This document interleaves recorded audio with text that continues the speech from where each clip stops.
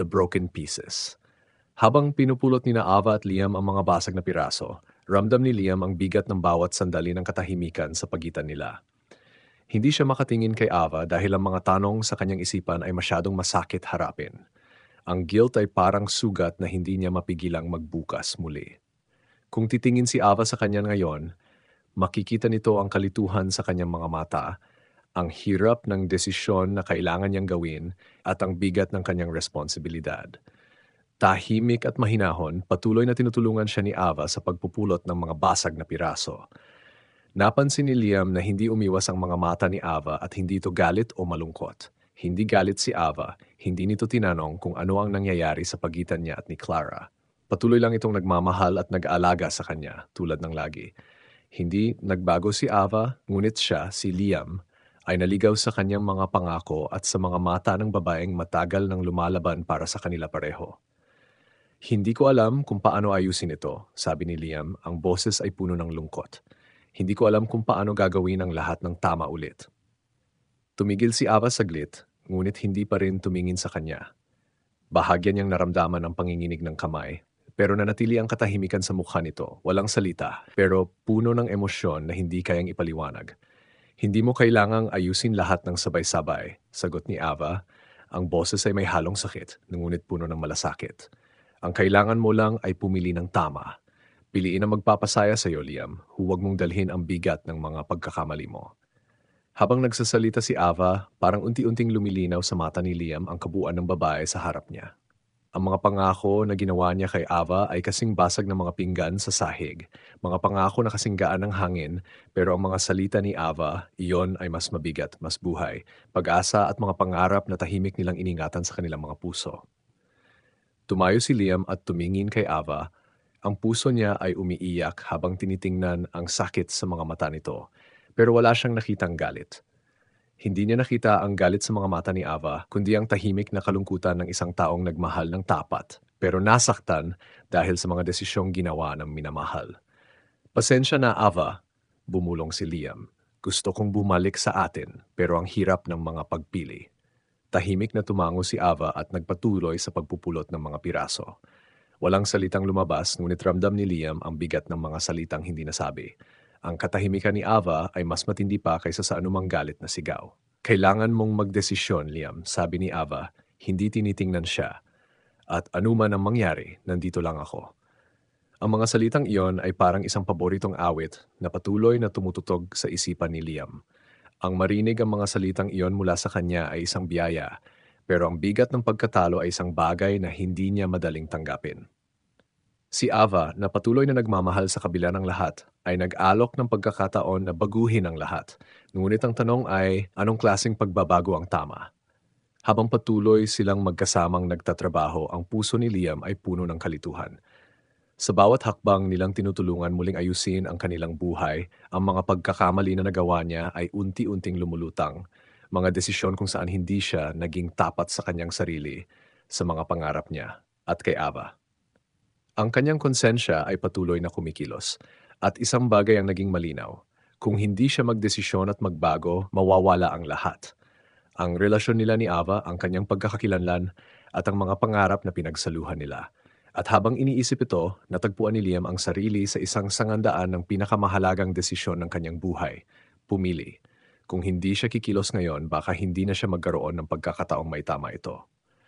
Huwag hayaang mawala lahat, Liam, bulong niya sa sarili. Piliin ang tama. Si Ava, na palaging naging gabay niya, ay hindi kailanman humingi ng marami. Ngunit si Liam ay may responsibilidad na hindi niya kayang iwasan. Reacquainting with the past, palubog na ang araw at ang ginugol na liwanag nito ay nagpapalaganap ng gintong kulay sa likod bahay kung saan nagtipo ng ilang kamag-anak. Puno ang hangin ng mga usapan, tunog ng mga baso at ang malalayong halakak at tawanan ng mga bata habang sila ay naglalaro. Nakaupo si Clara sa isang maliit na mesa sa sulok. Tinitingnan ang nagaganap na kasyahan ng may pilit na ngiti, sinisikap magmukhang bahagi ng masayang eksena. Ang pamangkin niyang kakapanganak lang ng ika-13 taon ay nasa gitna ng atensyon ng lahat, ang sentro ng lahat ng atensyon. Malayo sa magulo niyang isipan, hindi inasahan ni Clara na narito siya. Palagi niyang itinaguyod ang distansya sa kanyang pamilya, Bahagi dahil na rin sa mga malalaking pagkakaiba sa kanilang mga buhay. Ang pamilya niya ay nakatira sa maliliit at masisikip na bahay sa mga tabing bayan. Ang kanilang buhay ay simple, samantalang siya ay nakapagtayo ng isang marangyang mundo gamit ang pera ni Daniel. Laging matatag ang nanay niya, pero makikita ni Clara ang pasasalamat sa mga mata nito ngayon. Ang init ng pagmamahal na bumabalot sa bawat salitang binibitawan tungkol kay Daniel. Para bang ang kasal ni Clara kay Daniel ang nagbigay ng bagong oportunidad sa lahat, hindi lang sa kanya, kundi sa buong pamilya. Lumapit ang nanay ni Clara na may hawak na baso ng alak. Ang mga mata nito ay kumikislap sa kasiyahan. Maayos ang pagkakaayos ng buhok. Ang mga damit ay eleganteng simple. Hindi sobra, ngunit perpekto. Mukha itong mas bata kaysa sa alaala ni Clara ng kanyang ina ilang taon na ang nakalipas at hindi maiwasan ni Clara na magselos sa matalim na kaibahan. Para bang ang buhay na kanyang itinayo ay mas para sa kanyang ina kaysa para sa kanyang sarili. Clara, sabi ng kanyang ina ng may kasiyahan, naupo sa tabi ni Clara. Ang saya ko't nandito ka ngayon. Karawan ng pamangkin mo, hindi na kita madalas makita sa mga ganitong okasyon. Hindi ba't wala si Daniel? Wala. Nasa isa na namang business trip siya. Sagot ni Clara, ang boses ay tila walang kagalakan. Pilit siyang ngumiti, ngunit ang mga mata niya ay tinitingnan ng mga batang tumatakbo sa likod bahay. Pakiramdam ni Clara ang lahat ng ito ay maliit. Malayo sa buhay na kanyang tinatamasa ngayon. Ang patuloy na alon ng marangyang buhay ng mga kaganapan, mga hapunan at mga charity gala ay nagpaparamdam sa kanya na ang simpleng pagtitipon na ito ay halos hindi angkop. Pero sa kabila ng lahat, pamilya pa rin niya ito, dugo nila, at sa mga hindi may paliwanag na dahilan, nararamdaman pa rin niya ang koneksyon dito kahit na ang distansya na kanyang itinayo. Nararamdaman ng ina ang pagbabago ng mood ni Clara at mahinang pinisil ang kamay nito. Sayang nga at hindi nakapunta si Daniel, pero alam ko busy siya at lahat kami ay nagpapasalamat sa lahat ng tulong niya. Alam mo, kung hindi dahil sa kanya, baka nandiyan pa tayo sa dati nating baryo, naghihirap na magtaguyod lang para sa araw-araw. Tumigil ito saglit, para bang tinitikman ng bawat salitang lumabas. Hindi ko kayang ipaliwanag kung gaano ako nagpapasalamat, Clara. Para sa iyo, para sa kanya, binago niya ang buhay nating lahat. Sumakit ang dibdib ni Clara. Ang mga labi nito ay magkasamang ipinatong sa isa't isa habang pilit niyang pinipigilang gumalaw ang mga mata. Ang huling bagay na nais niyang marinig mula sa kanyang ina ay ang papuri nito kay Daniel sa lalaki na ngayon ay naging estranghero na sa kanya, hindi na isang partner. Ang parehong lalaking laging abala sa trabaho habang siya ay pumasok sa mga bisig ng iba. Nilunok ni Clara ang mapait na lasa na dumarating at pinili ito pababa. Nagpapasalamat ako at masaya ka, Mom, sabi ni Clara. May pilit ng ngiti sa labi ngunit walang kagalakan sa mga mata. Pero hindi mo kailangang pasalamatan ako. Pinili ko siyang pakasalan dahil gusto ko. Nagbuo kami ng ibang buhay, alam mo yan. Tumawa ang ina ni Clara, ang tunog ay matamis at magaan. Oo nga, oo nga. Pero kung wala siya, wala tayo dito. Wala ang buhay na ito. Tingnan mo kami, hindi na kami nag-aalala kung saan kukuha ng pagkain. At ikaw, anak, mas kumikinang pa kaysa dati. Hindi ko alam kung paano mo nagagawa iyon.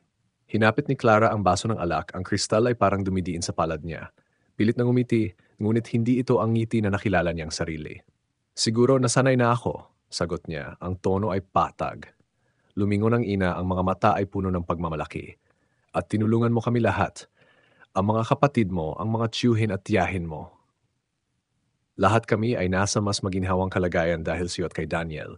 Binigyan mo kami ng pag-asa, Clara. Tumitig si Clara sa alak. Pinaikot ito sa baso.